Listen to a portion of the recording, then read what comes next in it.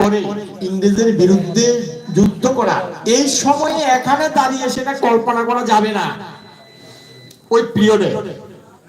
তো আমি ছাত্রছাত্রীদের বলবো, আমরা আজকের এই বিশেষ দিনে উনার জন্মজয়ন্তী যে 15 বছর ব্যাপী 15 দিন ব্যাপী উদযাপিত হচ্ছে রাজ্যের বিভিন্ন বিদ্যালয়গুলিতে, তারই অঙ্গ হিসাবে আমরা এই মহান ব্যক্তির জীবনাদর্শে যদি আমরা কিছুটা হলেও আমরা নিজেরা তাকে অনুসরণ করতে পারি, আগামী দিনে আমাদের প্রত্যেকে বিভিন্ন ভাবে আমরা নিজে উন্নতি করতে পারি।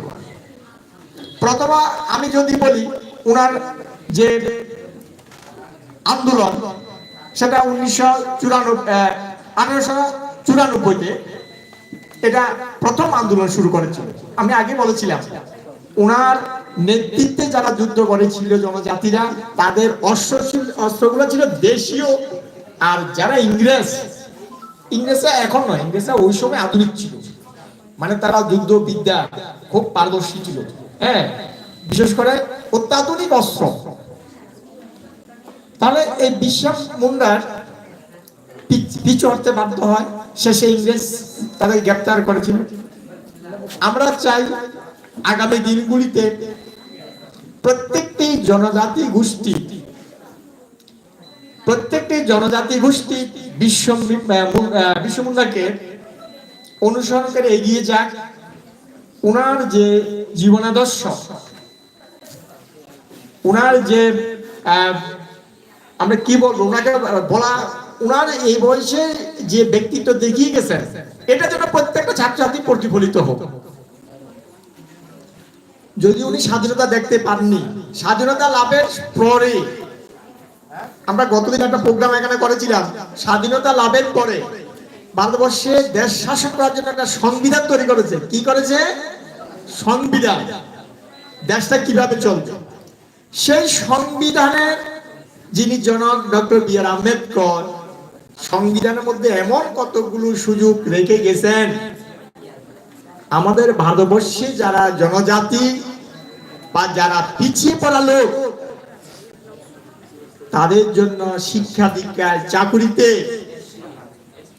সংরক্ষণের ব্যবস্থা করে গেছেন। বুঝা গেছে? তোমরা এখন জানবে, যে কোনো চাকরি ক্ষেত্রে গেলে দেখবে এসসি এসটি দের রিজার্ভেশন আছে। তার মানে কি? কোত্থেকে এসেছে এটা? কোত্থেকে এসেছে? সংবিধানে যিনি প্রণেতা, যারা উপদেষ্টা ছিলেন, সংবিধানের যারা রচনা করে গেছেন, ওনারাই যারা পিছিয়ে পড়ালো। পিছিয়ে পড়া বলতে যারা অর্থনৈতিক দিক থেকে, সামাজিক দিক থেকে, শিক্ষার দিক থেকে, এই মহান ব্যক্তিত্বদের অবদানগুলি স্বীকার করে আমাদের এখন আমরা দেখি, আমরা জানি মহামান্য আমাদের রাষ্ট্রপতি জনজাতি অংশের লোক, রাষ্ট্রপতি জনজাতির অংশের লোক। দেখেছে আমাদের ভারতবর্ষের যে রাষ্ট্রপতির নাম কেউ জানো কি? আমাদের রাষ্ট্রপতির নাম দেশের কেউ জানো কি? বলেছে কি? বা দ্রৌপদী মুর্মু। উনি একজন জনজাতি গোষ্ঠীর লোক।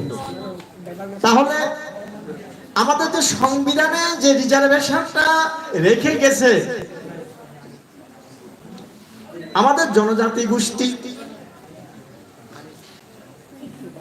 এই সমস্ত মানুষের যাতে দ্রুত উন্নতি হোক।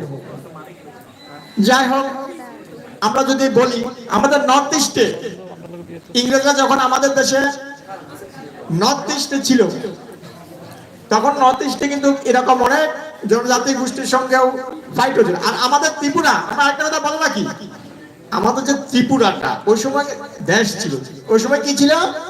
দেশ ছিল। আমাদের ত্রিপুরা যদিও ইংরেজ সরকারের সঙ্গে চুক্তিবদ্ধ হয়ে বাৎসরিক খাজনা দিত, ওই জন্য তেমন প্রভাব আমাদের রাষ্ট্র ত্রিপুরাতে পড়েনি।